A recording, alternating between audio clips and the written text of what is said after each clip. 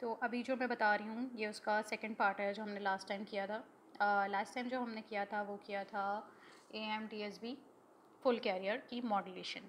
ठीक है, तो आज मैं कम्युनिकेशन टूल बॉक्स वही वाला यूज़ करूँगी और उसी को कंटिन्यू करूँगी और डी मॉड्यूलेशन आज हम प्रोड्यूस करेंगे। ठीक है, अब डी मॉड्यूलेशन क्या होती है?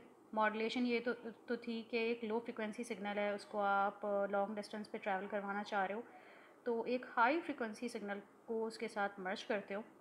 और मॉड्यूलेशन किसको कहते हो कि अगर with respect to message signal का एम्पलीट्यूड उस हाई फ्रिक्वेंसी सिग्नल का कोई भी एक कैरेक्टरिस्टिक अगर वेरी करता है तो वो चीज़ मॉड्यूलेशन को शो करती है। ठीक है, अगर एम्पलीट्यूड मॉड्यूलेशन की बात कर रहे हो तो एम्पलीट्यूड मॉड्यूलेशन क्या होगी कि अगर मैं उस लो फ्रिक्वेंसी सिग्नल जो मैं इंफॉर्मेशन सिग्नल है या मैसेज सिग्नल है उसको ट्रांसमिट करवाना चाह रही हूँ, तो उसको अगर मैं उसके एम्पलीट्यूड को वेरी करूँगी और कैरियर का एम्पलीट्यूड वेरी होगा, जो कैरेक्टरिस्टिक वेरी होना था उसमें से कौन कौन सी कैरेक्टरिस्टिक्स हैं? फ्रीक्वेंसी है, एम्पलीट्यूड है और फेज़ है। अब मैसेज सिग्नल का क्या वेरी होगा? सिर्फ और सिर्फ एम्पलीट्यूड। अगर मैसेज सिग्नल के सिर्फ और सिर्फ एम्पलीट्यूड को वेरी करने से मेरे पास कैरियर फ्रिक्वेंसी का कोई भी एक कैरेक्टरिस्टिक यानी फ्रिक्वेंसी, एम्पलीट्यूड या फेज़ वेरी होता है तो ये चीज़ कहलाती है मॉड्यूलेशन। एम्पलीट्यूड मॉड्यूलेशन क्या है? अगर मैसेज सिग्नल के एम्पलीट्यूड को वेरी करके मेरे पास जो चीज़ वेरी हो रही है कैरियर की वो एम्पलीट्यूड है, यानी मैसेज के एम्पलीट्यूड के साथ हाई फ्रिक्वेंसी का एम्पलीट्यूड, कैरियर का एम्पलीट्यूड वेरी हो रहा है, तो ये एम्पलीट्यूड मॉड्यूलेशन हो गई। ठीक है, उसके बाद हमने मॉड्यूलेशन इंडेक्स डिफाइन किया था। मॉड्यूलेशन इंडेक्स क्या बताता है कि कितनी मॉड्यूलेट हुई है, यानी कितनी वेरिएशन आई है कैरियर में with respect to amplitude of message signal, जो रेशियो से शो किया था EM/EC, यानी Vmax plus VC over Vmax minus VC। तो ये फॉर्मूला था। अच्छा, उसके बाद अगर मॉड्यूलेशन इंडेक्स हमारे पास 1 आता है तो क्या होता है? इसका मतलब है EM यानी amplitude of message signal is equals to message carrier का एम्पलीट्यूड। अगर ये दोनों एम्पलीट्यूड मैसेज और कैरियर के बराबर हैं तो दैट मीन्स हमारे पास क्रिटिकल मॉड्यूलेशन हो रही है। और अगर ये मॉड्यूलेशन इंडेक्स मेरे पास लेट्स से 0.5 आ रहा है तो ये मेरे पास क्या हो गया कि EM is less than EC, यानी amplitude of message signal is less than carrier का एम्पलीट्यूड। तो ये चीज़ मेरे पास अंडर मॉड्यूलेशन हो गई। फिर ओवर मॉड्यूलेशन की बात की थी, जो सिग्नल रिकवर करना मुश्किल हो जाता है, रिकवर नहीं हो पाता है या उसके लिए बहुत ही कॉम्प्लेक्स रिसीवर डिज़ाइन करना पड़ेगा, तो नियरली इम्पॉसिबल होता है। तो वो चीज़ क्या थी कि अगर मैसेज सिग्नल का amplitude is greater than amplitude of carrier signal तो ये मेरे पास ओवर मॉड्यूलेशन थी। ठीक है, तो लास्ट लैब में हमने क्या किया था कि हमने मॉड्यूलेशन परफॉर्म की थी यूजिंग कम्युनिकेशन टूल बॉक्स। कैसे की थी? तो हमने ये वाला बॉक्स लिया था DSP टूल बॉक्स से। सबसे पहले तो ये देखो कि हम लोग ने सिमुलिंक लाइब्रेरी ओपन करने के लिए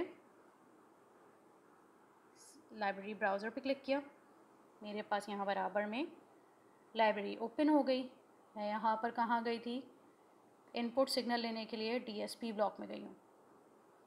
ठीक है, तो यहाँ देखती जा रही हूँ, ये मेरे पास DSP सिस्टम टूल बॉक्स आ गया। इसमें मैं गई सोर्सेज में, ऑब्वियसली मुझे इनपुट लेना है, इसमें मैं नीचे में ड्रैग करके आई हूँ तो यहाँ पे मेरे पास साइन वेव आ रहा होगा डिस्क्रीट में। ठीक है, ये मैंने ड्रैग किया और यहाँ रख लिया था।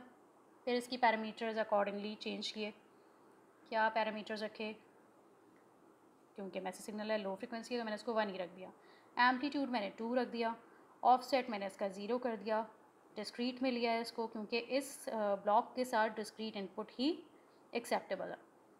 ठीक है, तो ये मैं अभी आगे बताऊंगी कि नेक्स्ट ब्लॉक मैंने कहाँ से लिया था। सैम्पलिंग फ्रिक्वेंसी, जब हम कोडिंग भी करते हैं तो हम सैम्पलिंग फ्रिक्वेंसी डिफाइन करते हैं। ठीक है, सैम्पल्स पर फ्रॉम यानी एक फ्रेम में हमारे पास एक ही सैम्पल आ रहा होगा। ये सारी चीज़ें हो गई। ठीक है, फिर हमने इसको अप्लाई किया था और ओके कर दिया था। फिर नेक्स्ट ब्लॉक था AMDSB का। अब इससे पहले AM मॉड्यूलेशन हम लोग या तो कोडिंग के थ्रू करते थे या फिर हम ये कर सकते हैं कि जी एक मल्टीप्लायर सर्किट लिया, प्रोडक्ट बनाया उसका, फिर हमने उसको जो है वो स्कोप से करवाया, फिर हमने उसका FFT भी निकाल दिया। ठीक है, बहुत सारे और साइन वेव लेकर कर सकते हैं, बहुत सारे और मेथड्स हैं। फिर डीमॉड्यूलेशन के लिए लो पास फिल्टर वगैरह वगैरह बनाकर हम करते थे। तो अब हमारे पास इसका एक सोल्यूशन ये आया कि लेटेस्ट वर्जन्स में हमारे पास ये कम्युनिकेशन सिस्टम टूल बॉक्स के नाम से एक टूल बॉक्स आ चुका है। तो मैंने इसको, ये तो कंट्रोल सिस्टम है सॉरी, तो कम्युनिकेशन टूल बॉक्स ऊपर है हमारे पास, ठीक है। तो ये आ गया मेरा कम्युनिकेशन टूल बॉक्स। मैंने इसको क्लिक किया, बराबर में यहाँ पर मैं गई और मैंने देखा मॉड्यूलेशन, जो मॉड्यूलेशन ही करनी है, मैंने इसको क्लिक किया। अब मेरे पास 3 तरह की चीज़ें ओपन हो गई थी, analogue base band modulation, analogue pass band modulation. अब आप लोग मुझे बताएंगे कि बेस बैंड मॉड्यूलेशन ट्रांसमिशन और पास बैंड ट्रांसमिशन में क्या फ़र्क है, ठीक है। तो ये मुझे कमेंट बॉक्स में लिख के बताओगे अपने नाम और रोल नंबर के साथ, तो मुझे पता चलेगा कि आप लोगों ने ये व्यू किया है, ठीक है। तो वाइवा का जब मैं ले रही होंगी तो ये चीज़ें मैं ज़रूर चेक करूँगी, इसीलिए मैंने ये यूट्यूब पे डाली है, ठीक है। मैं आपको अलग से भी भेज सकती थी, लेकिन मैंने ये यूट्यूब पे डाली है, ठीक है। अब आपने क्या करना है, एनालॉग पास बैंड को खोलना है। यहाँ से आपने AMDSB मॉड्यूलेटर को खोला है, ड्रैग किया और ड्रैग करके आप अपनी स्क्रीन पर ले गए ये चीज़, ठीक है। ये आ गया ये वाला ब्लॉक, ठीक है। फिर आपने इसको क्लिक किया था, इसके कुछ पैरामीटर सेट किए थे, ऑफसेट सेट कर दिया आपने 2, फिर आपने इसको रख दिया, कैरियर फ्रिक्वेंसी मैंने 50 रख दी, फेज़ मैंने 0 कर दिया और अप्लाई करके इसको ओके कर दिया था। फिर सिंपल मैंने क्या किया, कॉमन ब्लॉक्स में गई और या आप उसमें चले जाओ, सिंक्स में चले जाओ और वहाँ से स्कोप ड्रैग करके आप यहाँ पर ले आए, यहाँ रख दिया आपने। अब आपने इसको प्ले किया था और प्ले करने के बाद आपने स्कोप को डबल क्लिक किया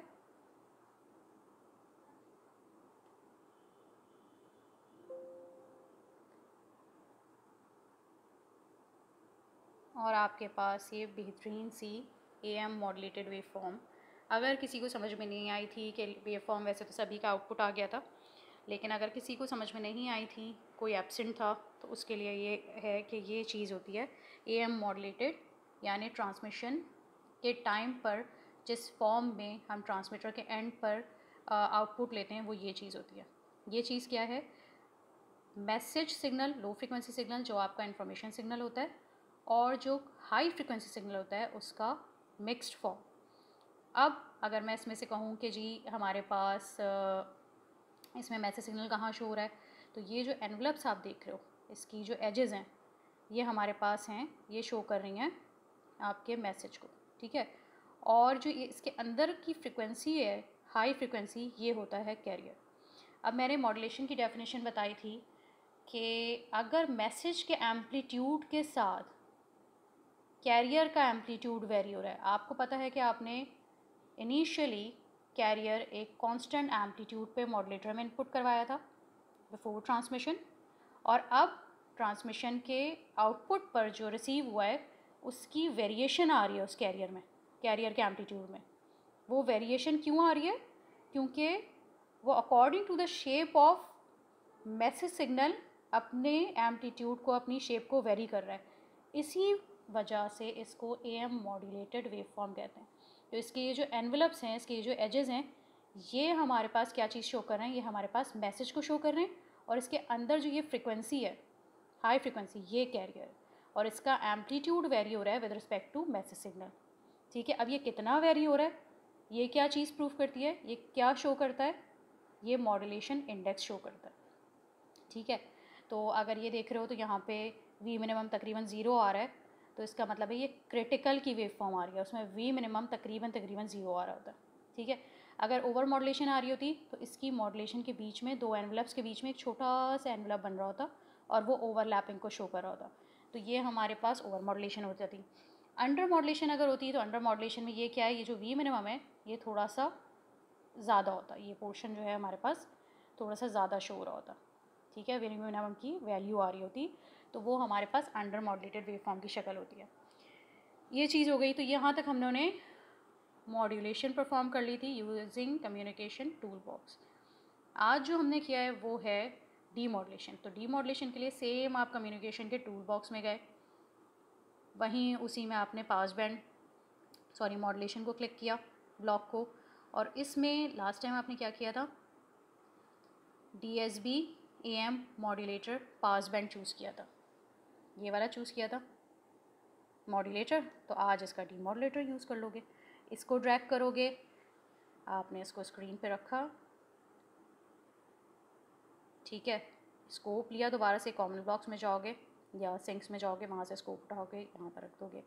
अब मैंने यहाँ पर देखो 2 इनपुट्स रखे हैं। 2 इनपुट्स रखने का तरीका क्या है, आपने ऑसिलोस्कोप को ये सिग्नल सिस्टम्स में कर आए हो तुम लोग।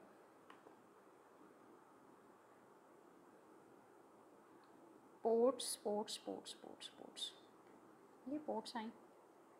नंबर ऑफ इनपुट पोर्ट्स आपने 1 थी, आपने कर दिया 2। 3 लगाना चाह रहे हो इनपुट, 3 लगा दो। मोर करना चाह रहे हो तो मोर कर दोगे। तो ये आपने क्या कहते हैं, राइट क्लिक किया ऑसिलोस्कोप पर, स्कोप पर, और सिग्नल एंड पोर्ट्स में गए और नंबर ऑफ इनपुट पोर्ट्स आपने यहाँ से बढ़ा लिया। ठीक है, ये हो गया।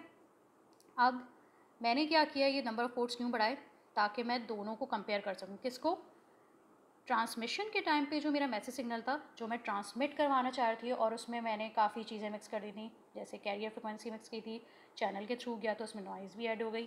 ठीक है, बहुत सारी चीज़ें ऐड हो गई थी, मतलब नॉइज़ एंड आपके पास कैरियर फ्रिक्वेंसी इसमें जो है वो आ गई थी।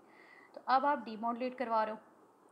तो डीमॉड्यूलेट करवाने का मतलब ये है कि ये जो मैसेज सिग्नल आपने भेजा था, ये क्या रिसीविंग एंड पर आपके पास रिसीव हुआ है या नहीं। तो यहाँ तक तो आपने लास्ट टाइम काम किया था। अब आपने कहाँ तक काम किया है, अब यह आप कर रहे हो रिसीविंग एंड का काम, वो जो ट्रेनर IT102 कर रहा था। ठीक है, उसमें आपने क्या किया था जी, आपने बैलेंस मॉडुलेटर से आउटपुट लिया, यानी इसका आउटपुट लिया, और आपने डीमॉडुलेटर सर्किट जो था आपके पास ट्रेनर में, उसमें आपने इनपुट करवा दिया। वहाँ पे सिंक्रोनस डिटेक्टर था, ऐसे ही है। सिंक्रोनस से क्या मुराद थी कि ट्रांसमिटिंग एंड पर जो आपने कैरियर फ्रिक्वेंसी रखी थी 50 रखी है, वहाँ पे कितनी थी 450 kHz बिल्ट इन जनरेट हो रही थी लोकल ऑसिलेटर से, वही आपने रिसीविंग एंड पे रखी है। This makes it synchronous. दोनों कैरियर फ्रिक्वेंसी सेम है, यहाँ पे भी हमने 50 रखी है। ठीक है, तो सिंक्रोनाइज करवा दिया। फिर नेक्स्ट ब्लॉक उसमें क्या था, प्रोडक्ट डिटेक्टर। तो प्रोडक्ट डिटेक्टर का काम ये ब्लॉक कर रहा है। ठीक है, अब इसमें हम क्लिक करेंगे। उसके बाद नेक्स्ट क्या था प्रोडक्ट डिटेक्टर के बाद, लो पास फिल्टर। याद आया होगा, लो पास फिल्टर था। लो पास फिल्टर लगाया मैंने, यहाँ पे बटरवर्थ चूज़ कर लिया। आप इन लो पास फिल्टर में से कोई सा भी चूज़ कर लो। ठीक है, यहाँ पे मैंने किया फर्स्ट ऑर्डर रख लिया मैंने। कट ऑफ फ्रिक्वेंसी मैंने कितनी रख दी, 0.8 रख दी। आप 1 रख लो। क्यों रखी, क्योंकि मेरे पास यहाँ मैसेज सिग्नल कितना था, इसकी फ्रिक्वेंसी मैंने कितनी रखी थी 1। ठीक है, तो कट ऑफ फ्रिक्वेंसी में मैंने तकरीबन उतनी रख दी। अब मैं क्या करूँगी, डीमॉडुलेटर सर्किट बिल्कुल वही है, सिर्फ एक ब्लॉक में समझो तुम्हारे पूरे IT102 ट्रेनर को यहाँ पे समराइज़ कर दिया गया है इस ब्लॉक में। ठीक है, क्या था उसमें, कैरियर फ्रिक्वेंसी दोबारा इंट्रोड्यूस हो रही थी, वही कैरियर फ्रिक्वेंसी जो ट्रांसमिटिंग एंड पे थी 455 kHz, यहाँ 50 रख दिया हमने। ठीक है, उसके बाद आपके पास प्रोडक्ट डिटेक्टर का ब्लॉक था, फिर आपके पास लो पास फिल्टर था जो यहाँ पे भी अप्लाई हो रहा है। कट ऑफ फ्रिक्वेंसी की बात की गई थी तो वो यहाँ मैंने शो करवा दिया। ठीक है, अब आप क्या कर रहे हो, इसको रन करो।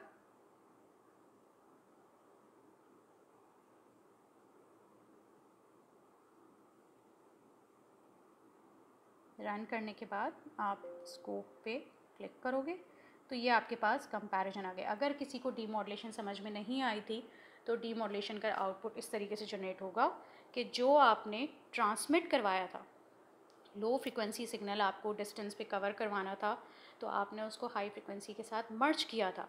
अब जाहिर सी बात है, रिसीविंग एंड पे जब रिसीव करोगे तो आपको उसमें से वो एक्सेस पैरामीटर निकालने होते हैं। ठीक है, यही होता है कि आप ओरिजिनल सिग्नल को रिकवर कर रहे हो, उसमें से नॉइज़ एलिमिनेट कर रहे हो, उसमें से हाई फ्रिक्वेंसी पैरामीटर्स जो एक्सेस में आ रहे हैं, एक्स्ट्रा आ रहे हैं, तो उसको एलिमिनेट कर रहे हो आप। यहाँ पर क्या आ रहा है, जो आपने भेजा था वही चीज़ आपके पास रिकवर हो रही है। ऐसे ही है, मैसेज सिग्नल आ रहा है ब्लू में जो आपने भेजा था, और येलो में वही चीज़ रिकवर हो रही है। ठीक है, तो ये हमने आज किया है using Simulink communication tool box use करते हुए। I hope it's clear. अगर किसी को समझ में नहीं आया था कि रिकवर कैसे होगा, आउटपुट कैसे जनरेट होगा, तो वो मैंने यहाँ पे आपको जनरेट करके दिखा रही है। सिंपल सा टास्क है, वैल्यूज़ मैंने यहाँ पे शो कर दी हैं, इसको प्रैक्टिस कर लोगे तो तुम लोग के लिए अच्छा होगा। कमेंट करके मुझे पास बैंड और बेस बैंड में अपने रोल नंबर के साथ ज़रूर बताना कि इन दोनों का डिफरेंस क्या होता है, और क्लास में हम इसको फिर फर्दर डिस्कस करेंगे। यूट्यूब पे डालने का मकसद ये है कि आप लोग जब इसको विज़िट करोगे तो मुझे पता चल जाएगा कि किस किस ने विज़िट किया है, ठीक है। नंबर ऑफ़ व्यूज़ वगैरह चेक कर लूँगी मैं। तो फिर हम वाइवा उसी हिसाब से कंडक्ट करेंगे, ठीक है। तो लैब में भी इसके आउटपुट आ रहे हैं, यहाँ पे आप मैटलैब पे भी कर रहे हो। अच्छा, ये जो कम्युनिकेशन टूल बॉक्स है, मैं पहले भी बता चुकी हूँ कि ये मॉड्यूलेशन तो एक छोटा सा खाली ब्लॉक है। हम इस पे बहुत बड़े बड़े कम्युनिकेशन चैनल्स जो हैं वो डिज़ाइन कर सकते हैं, एलटीई सिस्टम डिज़ाइन कर सकते हैं, बहुत सारी चीज़ें नॉइज़ ऐड करके हम चेक कर सकते हैं। तो पहले ये छोटी छोटी चीज़ें अगर तुम लोग प्रैक्टिस कर लोगे तो फिर हम सेकंड हाफ़ में इसको एलटीई वगैरह डिज़ाइन करके देखेंगे, ठीक है। वायरलेस चैनल्स की तरफ जाएंगे, वायरलेस कम्युनिकेशन की तरफ जाएंगे और उस साइड ऑफ कम्युनिकेशन को भी स्टडी करके देखेंगे। तो अभी पहली चीज़ ये है कि ये बेसिक्स आप ख़ुद से प्रैक्टिस करो ताकि आपके समझ में आए कि हो क्या रहा है, ठीक है। तो फिर मिलते हैं। Thank you so much.